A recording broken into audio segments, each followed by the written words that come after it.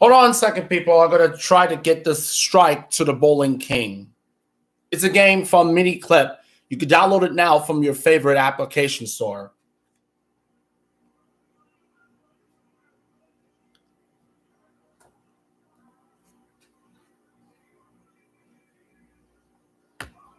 Almost try to get it to the 103, 105 mark. It's going to be a spare one.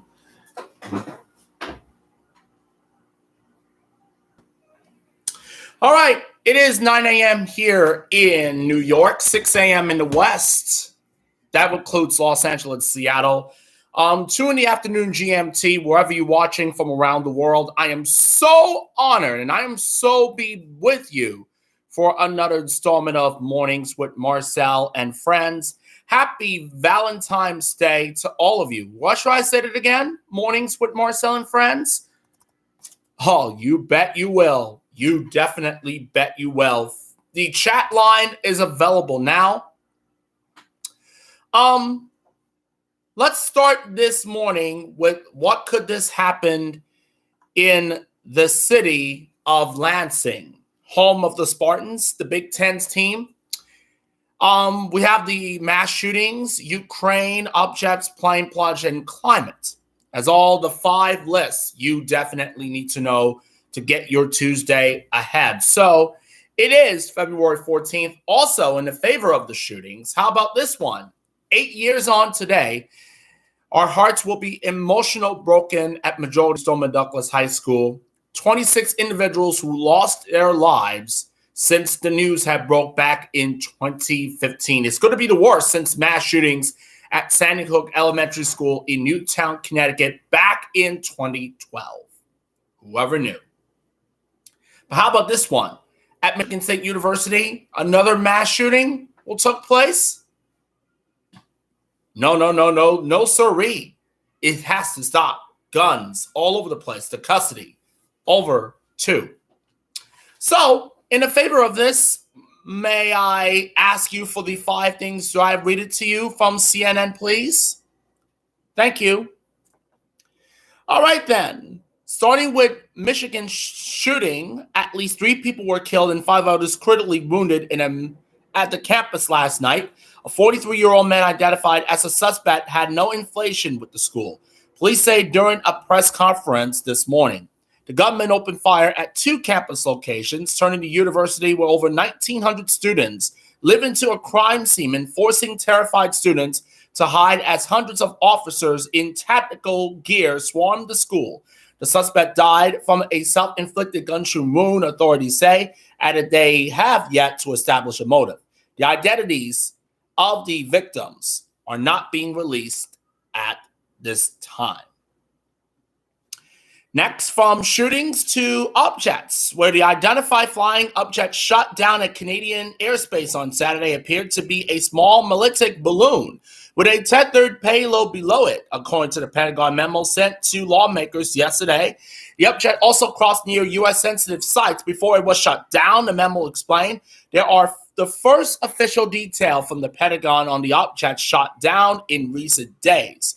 Meanwhile, lawmakers on Capitol Hill are pressing to gain a better understanding of why the Biden administration shot down the objects following the takedown of the Chinese spy balloon that travels the U.S. the previous weekend. It remains unclear if the events are connected. The Senate is set to hold a classified briefing on the objects today. Next, to Ukraine. We are now in 356th day of the conflict between these 2 nations themselves. Amid the escalating conflict, analysts say new video appears to show heavy losses for Russian armed formations. The footage suggested failures in Moscow's command and tactics as Russian forces prepared for a spring offensive. This comes as Russia is gearing up for a maximum escalation of the war, potentially as soon as the next few weeks, according to the top Ukrainian national security official. In response, Ukrainian officials are renewing calls for more advanced weaponry from Western allies to counter the threat. A group of 40 countries, including the U.S. and Canada, provided nearly $50 billion in lethal assistance to Ukraine since the start of Russia's invasion last year, according to U.S. Secretary of Defense Lloyd Austin. A United Airlines 777 leaving Hawaii made a scary plunge toward the ocean shortly after takeoff, flight tracking data shows. The incident occurred in December when the plane diverted toward the ocean for 21 seconds, a little over a minute after takeoff. Neither United nor the FAA, Federal Aviation Administration, indicated anyone was injured on the flight. Still, passengers on the board were started after the plane lost more than half its altitude and came within 775 feet of sea level, according to data from Flight Radar 24. So, added the investigation is ongoing, and the passenger told CNN and others, including CBS News, there were a number of screams on the plane. Everybody knew that something was out of the ordinary, or at least that this was not normal. That ultimately resulted in the pilots receiving additional training. And finally for you, this Tuesday morning, Valentine's Day, flowers and trees are blooming up to 3 weeks earlier than normal in eastern U.S. Experts say changes in climate are ushering in many floral blooms across parts of the nation or country, when they should still be nearly a month away. Much of the early spring has to do with the warm start to 2023. Several parts of the South and Southeast are off to their top 10 warmest years on record, and many cities are seeing their top 5 warmest. Houston, Jackson, Nashville, and Atlanta. Is it even more dramatic in the Mid-Atlantic and Northeast? Philadelphia and New York are experiencing the warmest start to the year on record. So the early bloom will most likely expand into the Northeast in the weeks ahead. Just a reminder, several U.S. mobile carriers experiencing technical difficulties last night. From Down Detector, a website that tracks service problems and outages, indicated that AT&T, T-Mobile, Verizon, and Boost Mobile are experiencing spike in reports. It was unclear if the problems were connected. And also, we got the breakfast balls. The Super Bowl attracted 113 million viewers, the third most watched TV program ever. Dog's Runaway, an adopted, escaped her new owner and went on a solo journey for 3 days. See the surprising location where she was found. Amy Poehler and Tina Fey are hitting the road together for a comedy tour starting this spring. And many more other too. All right then. That is your 5 things you need to know for this Tuesday morning, ladies and gentlemen. Now, straight to the Bible verse of the day, shall we? Romans 12:9. Love must be sincere, hate what evil, cling to what is good. Once again, Romans 12:9 for this Valentine's Day.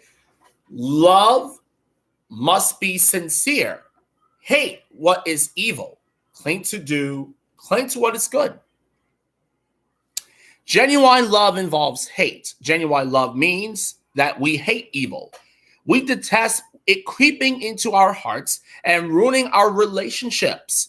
We abhor its efforts on those we love. We are repelled by the eternal destruction it causes in those whose lives are tender, weak, or wavering. So the best thing we can do for those we love is to cling to what is good and stay far away from both of them, Satan, evil, and wickedness. Sorry if I'm about to get the nose itching around. All right, then. Sure, I get some prayers for you if you can. Chat along if you can as well, too. I just said the gibberish just like my Pops. Pops' birthday is not go far away anytime soon. He will be 76, I think. Loving Father, may my life be a source of goodness and joy for my family and friends. Please give me the wisdom to see what is good and the courage to pursue it passionately. Please protect me from the evil one and forgive me when I have followed his temptations. Please protect those I love from the fallout of my own selfish and sinful decisions. Please purify and cleanse me so my life may be lived holy and holy to you. In the name of his, definitely the Son and the Holy Ghost. Amen. Amen, huh?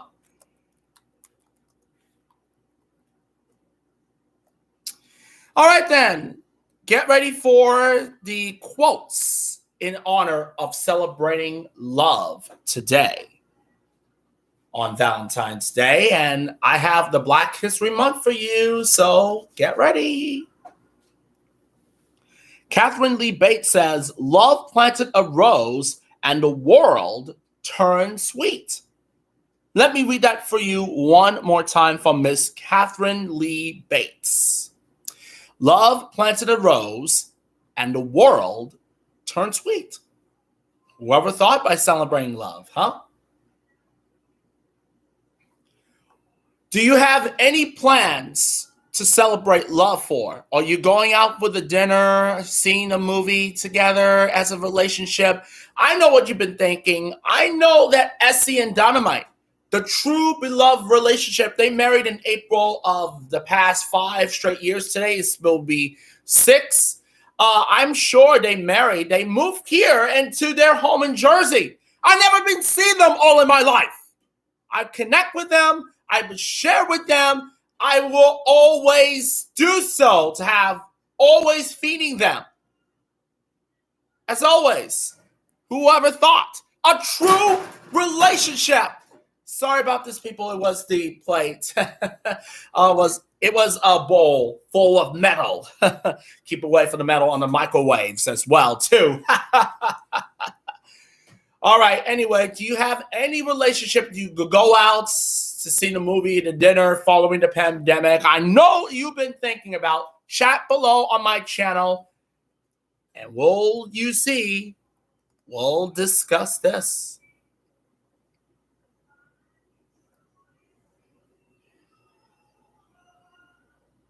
All right, then. Black History Month is us celebrating all month long. And the theme is Black Resistance, explores how African Americans have addressed historic and ongoing disadvantage and oppression and evidence by recent events. Black Resistance. Black Resistance. So now, as always, I will have this Black History Month for you on this Tuesday morning. And I have to say, not just in October, still the Breast Cancer Awareness Month, but it's going to be all February. Black History Month. Black History Month.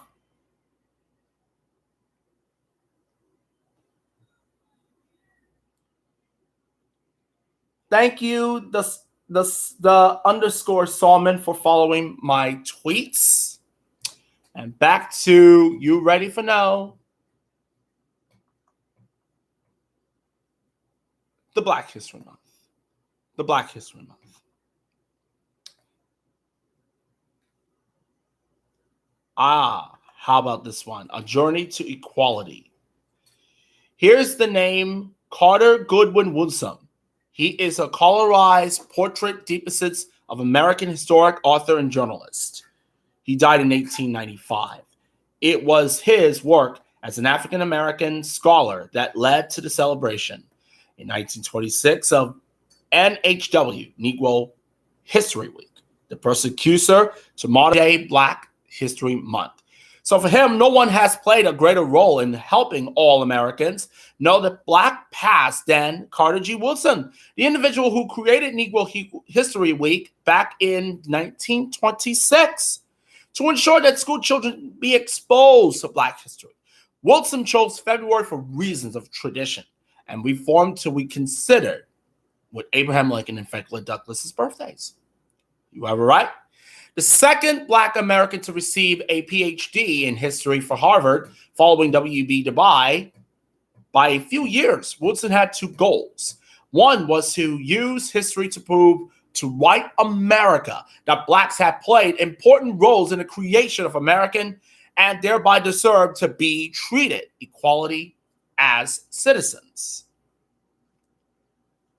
And Secretary Lonnie G. Bunch III, Smithsonian Institution, says, because it helps to remember there is no more powerful force than the people steeped in their history. You can see more at nmahc.si.edu.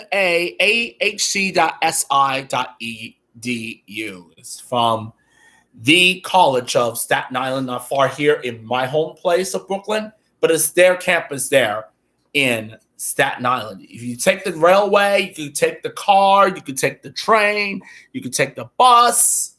Go there and explore the world for the Black History Month. All right, get ready for the riddle in honor of Valentine's Day, people. Roses are red, violets are blue. I respect you, or should I say you respect me and I respect you. Let me do that one more time because of the gibberish. Roses are red, violets are blue. I respect me, or should I say you respect me and I respect you. Come on, people. Give me the riddle. Roses are red, violets are blue. You respect me, I respect you. There you go. Roses are red, violets are blue. You respect me, and I respect you. Whoever it is, you can get me the riddle. You can get me the riddle. Please, chat below now. I promise you, they are lovely. For God's sakes.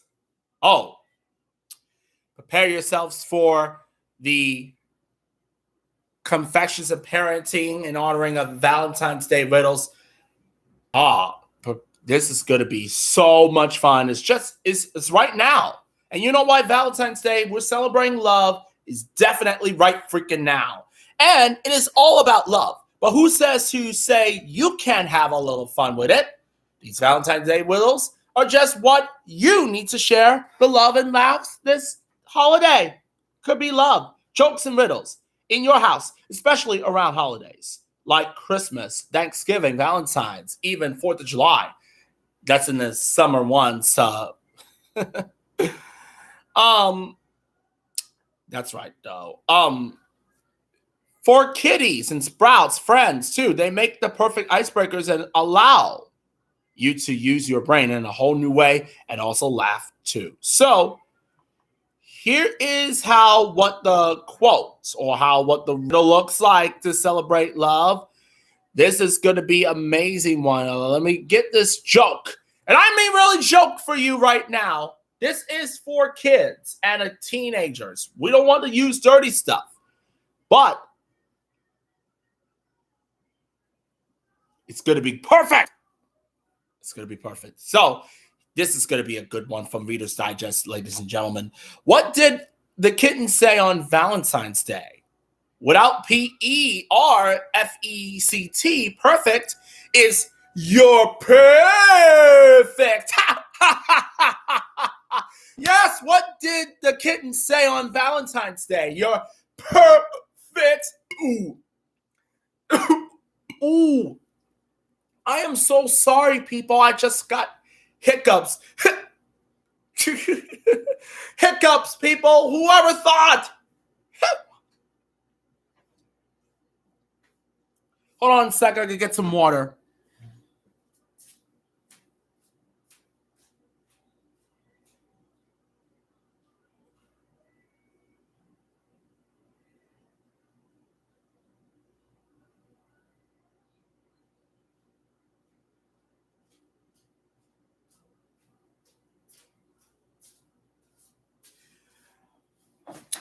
I'm so sorry, people. I'm back, getting closer to the bottom of the hour.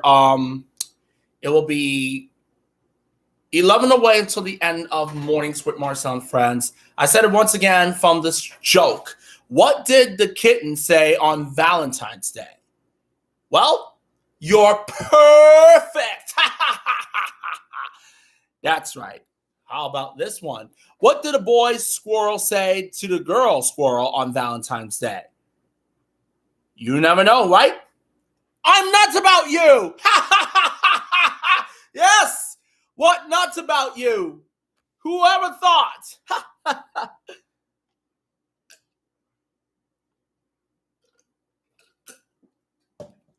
Oh, that's a very good news, though.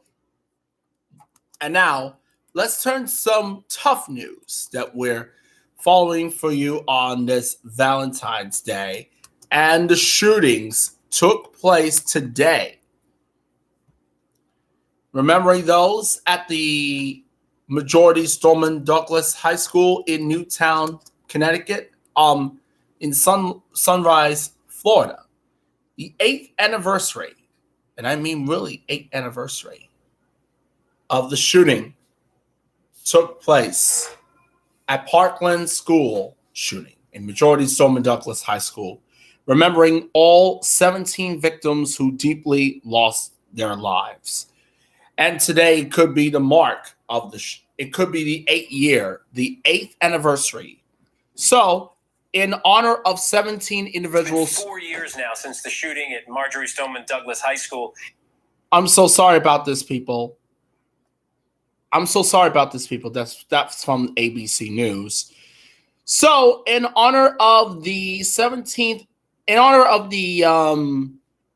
17 individuals who lost their lives on the 8th anniversary of the shootings, here are some of the names themselves who were deeply lost. After the school shooting that shook the nation and the world, some of the lives lost. 14-year-old, now become 21-year-old, Alisa Ahadef, a freshman soccer player, took every second of her life and did something with it. She had the fire to fight. She was on track to play soccer in college and had dreamed of one day being on the U.S. women's national team from her mother. 14-year-old Martin Duque Alcanano, that's his name. A freshman, was born in a small town in Mexico and dreamed becoming a U.S. Navy SEAL. From his family said in a statement, he read in court back in August of last year. He would always tell his parents that when he grew up, he would buy them a house. The teen loved Star Wars and was an old soul who always tried to see the best people from his family. Geography teacher. That's his name, teacher. Do I try to say it right? Geography. Geography, geography teacher and cross-country coach, 35-year-old Scott Beagle. He died while saving others, according to students and colleagues. Student Kelsey Friend told ABC News that he unlocked a classroom door during the gunfire and ushered student inside. As a cross-country coach, it didn't matter if a student was the fastest runner or the slowest. He treated everyone equally, from his mother named Linda, said in the court. As for her grief, Shulman said, "I still trying to learn to live with this every day, and it's not getting in any easier." She described her son as humble, witty, and great with children. 17-year-old Nikolai Dewitt, and extremely passionate about swimming, and was heading to the University of Indianapolis in Indiana on the athletic scholarship, his family said. His mother, Aneka, said in the court through tears, "We have an empty bedroom in our house. There is an empty chair at our dining table." Alex, Nick's brother, said, "We'll have a brother to talk or hang out with. There will never again for a drive blasting very loud music." He died 1 month before his 18th birthday on the day he would have become an adult. His classmates marks his birthday on the March for Our Lives rally in D.C. Some Parkland survivors became activists, launching a national youth-led movement demanding an end to gun violence. Beloved school football coach, 37-year-old Aaron Fies, also a graduate at Majority Stoneman Douglas, died running toward the gunfire trying to shield students from the officials. He was survived by his wife and daughter, family friend Brandon Corona said in the funeral, describing him as loving, strong, kind, and patient. He was a counselor to those who have no father figure. A freshman, 14-year-old Jamie Gunnenberg, loved to dance. Her father, Fred, was overcome with emotion as he spoke of her death the next day. Since becoming a national advocate for gun violence, he was.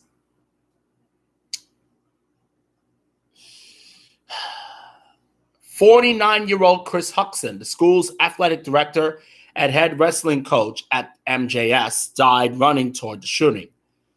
He was survived by his wife and two sons.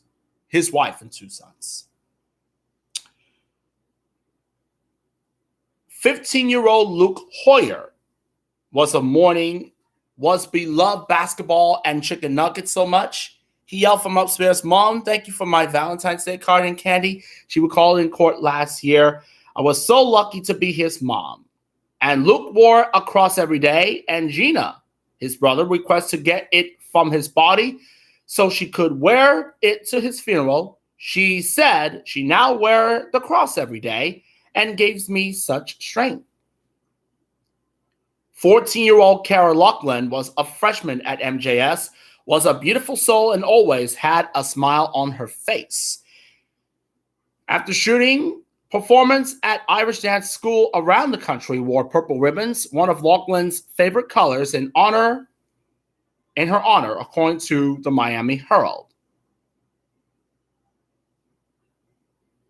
Many more to go.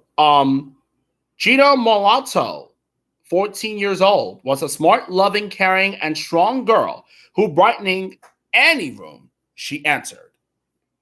Her mother, Jennifer, wrote on Facebook.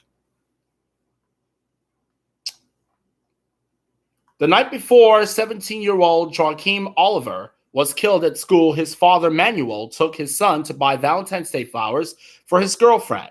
The teen took extra time getting dressed for the school the next morning and proudly her flowers and card in the car when his father's drove to school. Alana Petty, 14 years young, loved church and the Junior Reserve Officer Training Corps from her mother. She was awarded the U.S. Army's Medal of Heroism after her death. Who was an old soul with an understanding of the world far beyond her years, her mother, Shara, said in the court last year. Also, empathetic, exclusive, and strong. You know what? Her name is 18-year-old Maddie Pollock. That's her name. Helen Ramsey, 17 years, was a grateful young woman who played the clarinet, was a strong, competent swimmer, and fast sprinter, her mother Ann said in the court last year. Her best friend Samantha Grady was grazed by a bullet during the massacre. She loves arts and crafts, dancing and music, and watching Jeopardy with Ken Jennings and Maya Bayak, and a paid tribute to Alex Trebek. She was also interested in environmental and humanitarian issues, participating in school's Model UN Club, and after learning about the decline of bee populations, drafted a list of bee-friendly plants to grow in a Cold Springs community garden. 3 more to go for you. 16-year-old Carmen Strotnut, a dedicated, accomplished, and straight-A student, was going to change the world, her parents said in a statement from Facebook. 15-year-old Peter Wang was an Army Junior Reserve Officer Training Corps cadet with a lifetime goal to attend from the U.S. Military Academy, known as West Point. 2. So our thoughts and prayers are with the 17 individuals who deeply lost their lives following a mass shooting back in 2015, 8 years young, 8 years on, as always, at Majority Stoneman Douglas. And I know the person who has been identified with the shootings, Nikolai Cruz. That's right, Nikolai Cruz was afraid of gun shootings at Majority Stoneman Douglas High School. Get away with it, Nikolai Cruz, and stop shooting people. I see the time slot is now almost 9:30 here, and that will be it for Mornings with Marcel and Friends. Happy Tuesday, happy Valentine's Day. I'll see you back here next Tuesday morning, same time, same place. Have a great day ahead.